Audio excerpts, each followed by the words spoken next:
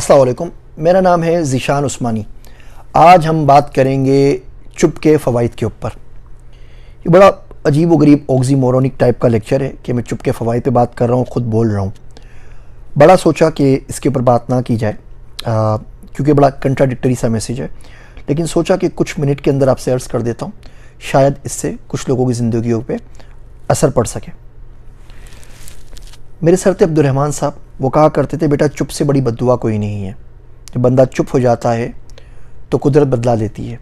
जब बंदा ही सामने वाले को गालियाँ दे रहा होता है, सलवातें सुना रहा होता है, तो कुदरत खामोश रहती है। अब यकीन जानिए, पीछे मुड़ के अगर ज़िंदगी में आप देखेंगे तो हर जो नुकसान उठाया है ना, उसके पीछे कहीं ना कहीं अल्फाज, कहीं ना कहीं बोलना शामिल होगा। और जब भी चुप रहे ना, उसका कोई ना कोई फ़ायदा हुआ होगा, नुकसान नहीं हुआ होगा। किसी पे गुस्सा आए, चुप हो जाएं। किसी पे तनकीद करने का दिल चाहे, चुप हो जाएं। किसी को गालियाँ सुनाने का दिल चाहे, चुप हो जाएं। किसी को बद्दुआ देने का दिल चाहे, चुप हो जाएं। आप गूगल स्कॉलर पे आके सर्च कीजिएगा बेनिफिट्स ऑफ साइलेंस, एक किताब भी है साइलेंस के नाम से। इस दुनिया में जहाँ हर शख्स बोल रहा है, चुप रहने वाले बहुत फ़ायदे में। जब आप बोल रहे होते हैं ना, तो सबसे बड़ा नुकसान उसका ये होता है कि आप सुन नहीं पाते। देखिए, मैं इस वक्त आपसे बोल रहा हूँ ना, अब कोई शख्स आके मुझे कुछ कहे तो उसकी बात मुझे सुनाई नहीं देगी। कुदरत बोलती है, कुदरत सिखाती है, कुदरत समझाती है, मगर हम लोग बोलने में इतने ज़्यादा मसरूफ़ होते हैं कि हम सुन नहीं पाते।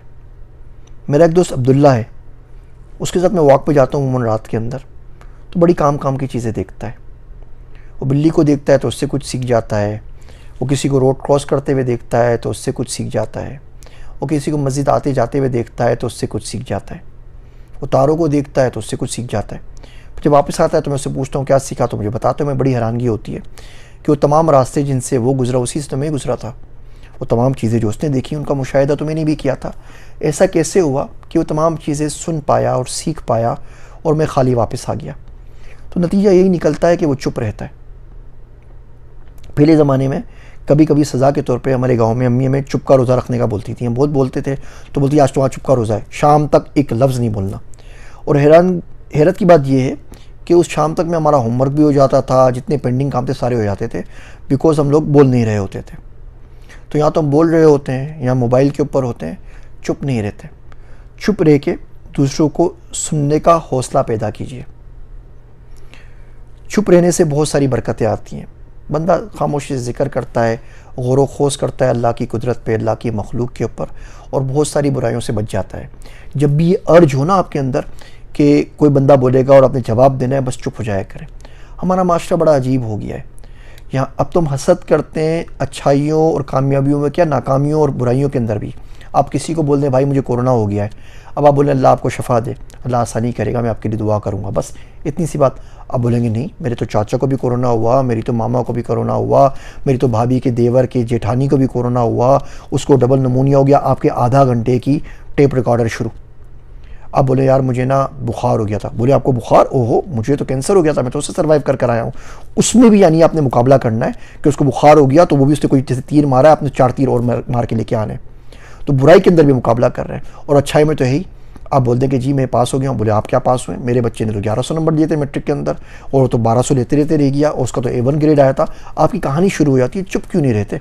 यहाँ तक कि कोई तबलीगी जमात वाला बेचारा अल्लाह का शरीफ आदमी आ जाए, आपको कोई हदीस सुना दे, कोई नेकी की बात बता दें, आपने ज़िंदगी में तबलीग में वक्त ना गुजारा हो, आपने कोई हदीस की तालीम हासिल ना की हो, आप जवाब में 3 उसको ज़रूर सुना देंगे। आप बोलेंगे अच्छा ये भी था, अच्छा ये भी था, अच्छा ये भी था, वो सही हो गलत हो उससे भी आपको वास्ता नहीं है, सिर्फ इसलिए कि आप उसको बता सकें कि तुमसे ज़्यादा इस्लाम मुझे पता है। बंदा कोई अच्छी बात बताएगा, अब बोलेंगे हाँ फ़लाँ आयत में भी आया था, फ़लाँ हदीस में भी आया था, फ़लाँ ने भी ये कहा था, फ़लाँ ने भी ये कहा था। आप चुप क्यों नहीं रह सकते? क्या प्रॉब्लम, क्या मुसीबत क्या आ गई है? ये बोलने का कैंसर क्यों हमारे माशरे में आ गया कि हम चुप नहीं रह सकते? चुप रह के तनकीद सुने, चुप रह के इल्म सीखें, चुप रह के सुनने की कोशिश करें, चुप रह के दीन सीखें, चुप रह के सामने वाले को समझने की कोशिश करें। नॉन वर्बल कम्युनिकेशन के ऊपर किताबें लिखी जा चुकी हैं। जब बंदा आपसे बात कर रहा होता है ना, तो अगर आप गौर से उसको देखें चुप रह के और इस अर्ज को रोक लें थोड़ी देर के लिए कि हर सेकंड के बाद उसकी किसी बात का आपको जवाब देना है या काउंटर करना है या एग्री करना है या डिसएग्री करना है, छोड़ दीजिए इसको। तो आप देखेंगे कि उसकी आंखें कुछ और कह रही होंगी, उसकी ज़ुबान से कुछ और निकल रहा होगा, उसकी बॉडी लैंग्वेज आपको कुछ और बता रही होगी, और उसके आसपास में जो अल्लाह की कुदरत मौजूद है ना, वो आपको कुछ और बता रही होगी। साइल की शक्ल से पता लग जाता है वो साइल है। मोहताज आदमी को बोलने की ज़हमत नहीं पड़ती अपना फ़क्र ज़ाहिर करने के लिए, लेकिन हम इस चुप की दौड़ में इतने आगे निकल गए हैं कि ना देख सकते हैं, ना सुन सकते हैं, ना समझ सकते हैं। बस बोलने का शौक़ है और बोले चले जा रहे हैं। उम्मीद है अल्लाह साईं इतना ज़्यादा बोलने पे मुझे भी माफ़ करेंगे। बोलने का सबसे बड़ा मसला यही है भाई कि जो कुछ बोल रहे हैं वो लिखा जाएगा, और जो कुछ लिखा जाएगा उसका एक दिन हिसाब देना पड़ेगा, और बड़ा मुश्किल दिन होगा। मेरी बातें सुनने का शुक्रिया। मैं हूँ आप सबका ज़ीशान उस्मानी।